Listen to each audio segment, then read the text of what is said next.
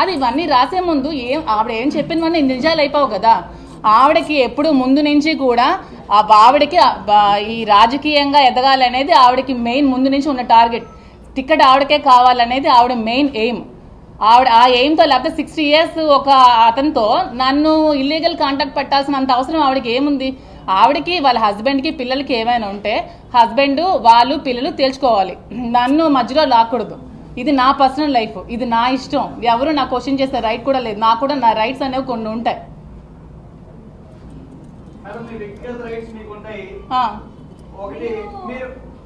చెప్పండి చెప్పండి. మీరు చెప్పారు ఆవిడ మాకు పార్టీలోకి ఆహ్వానించారు, ఆహ్వానిస్తే నేను వెళ్ళారని. కానీ ఆవిడ అంతవరకు ఓకే, కానీ ఆవిడ జీవితంలో కూడా మీరు ఆహ్వానించకుండానే వెళ్ళిపోయారు అనేది ఆవిడ ప్రధాన ఆరోపణ. అదే ఇప్పుడు నేను చెప్తున్నాను. మీరు వెళ్ళారా లేదా? అయ్యా అదే నేను ఇప్పుడు చెప్తున్నాను. ఇంత చేశాక, ఇంత చెందాక, 2 years నుండి ఇంత మచ్చ నా మీద వేసిన తర్వాత, దువ్వాడ శ్రీను గారికి నాకు ఇల్లీగల్ అఫైర్ ఉందని అందరూ చెప్పిన తర్వాత నేనేం చేయాలి చెప్పండి? నా హస్బెండ్ ఇప్పుడు నువ్వు నాకు వద్దు, ఇలాంటి ఎలిగేషన్స్ నీ మీద వస్తున్నాయి, దువ్వాడ శ్రీను గారికి నీకు ఉందని వాణి గారు ఊరంతా ప్రచారం చేస్తున్నారు, ఇప్పుడు ఏం చేయాలి? నీ లైఫ్ నువ్వు చూసుకో అన్న తర్వాత నేను ఎవరితో ఉండాలి? నా లైఫ్కి సెక్యూరిటీ ఎవరితో ఉండాలి చెప్పండి మీరే? ఎవరితో ఉండాలి నేను? నా లైఫ్ సెక్యూరిటీ ఎవరు ఉంటారు? అతనితో నేను కలిసి ఉంటున్నాను, నేను కలిసి తిరుగుతున్నాను, నేను టెంపుల్స్కి వెళ్తున్నాను. మీరు సోషల్ మీడియాలో వచ్చిన ఫొటోస్ టెంపుల్స్ మేము వెళ్ళాం.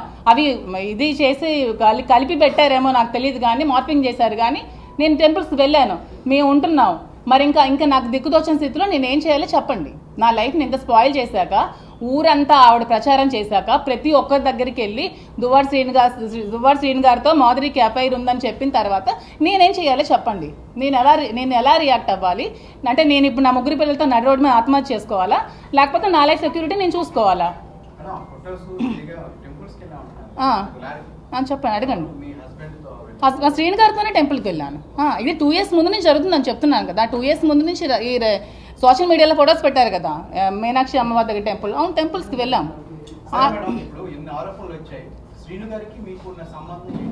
శ్రీను గారు మేమైతే పెళ్లి చేసుకోలేదు. ఎందుకంటే ఇల్లీగల్గా పెళ్లి చేసుకోవడం అనేది చాలా తప్పు. ఎందుకంటే నాకు డైవర్స్ అవ్వలేదు, అతనికి కూడా డైవర్స్ అవ్వలేదు. సో మేము ఎక్కడ కూడా మ్యారేజ్ చేసుకోలేదు.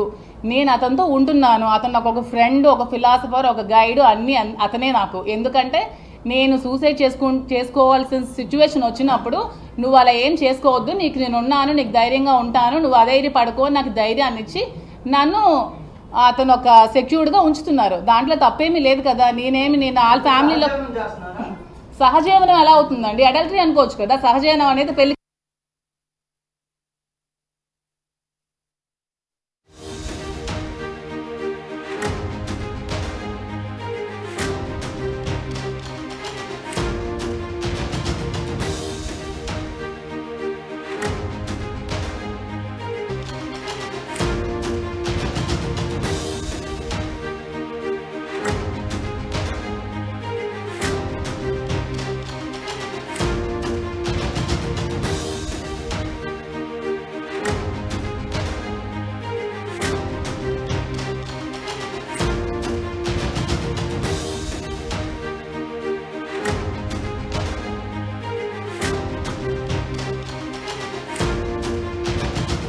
ఎమ్మెల్సీ దువ్వాడ శ్రీనివాస్ భార్య వాణి ఆరోపణలకు దివ్వల మాధురి కౌంటర్ ఇచ్చారు. దువ్వాడ శ్రీనివాస్ తనకు గైడ్, కేర్ టేకర్, ఫిలాసఫర్ అంటోంది మాధురి. దువ్వాడ భార్య వాణి ఆరోపణలు అర్ధరహితమంటోంది. సూసైడ్ చేసుకోబోతుంటే దువ్వాడ చేరదీశారని, తనకు దువ్వాడ శ్రీనివాస్ మద్దతుగా నిలబడ్డారంటోంది మాధురి. తనను వాణి పాలిటిక్స్లో ఓ పావులా వాడుకుందని, పాలిటిక్స్కు తాను చాలా దూరం అంటోంది మాధురి. పాలిటిక్స్లో తనను వాణి ట్రాప్ చేశారంటోంది. అయితే క్యారెక్టర్ లేని మహిళ అని ఎలా ఆరోపిస్తారంటూ మాధురి ఆవేదన వ్యక్తం చేస్తుంది. అంటే తనను చేరదీశారంటుంది మాధురి. తనకు దువ్వాడ శ్రీనివాస్ మద్దతుగా నిలబడ్డారంటోంది. తనను వాణి పాలిటిక్స్లో పావులా వాడుకున్నారంటూ మాధురి ఆరోపిస్తుంది. పాలిటిక్స్లో తనను వాణి ట్రాప్ చేశారంటోంది. తన 3 పిల్లలతో కలిసి ఇప్పుడు రోడ్డు మీద పడమంటారా అంటూ ఆమె ఎదురు ప్రశ్న వేస్తోంది. ఏం చేయాలంటూ సమాధానం చెప్పాలంటూ ఆమె మీడియాని ప్రశ్నిస్తున్న పరిస్థితి. ఇంకా మాధురి ఏం మాట్లాడిందో ఆ మాటలను విందాం.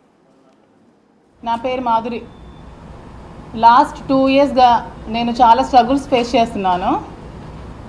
గత 2 రోజులుగా ఇంకా చాలా మానసిక క్షోభ అనుభవిస్తూ, సో సో ఇంకా ఫైనల్గా ప్రెస్ మీట్ పెట్టి మీ అందరికీ నిజాలు చెప్దామని వచ్చాను.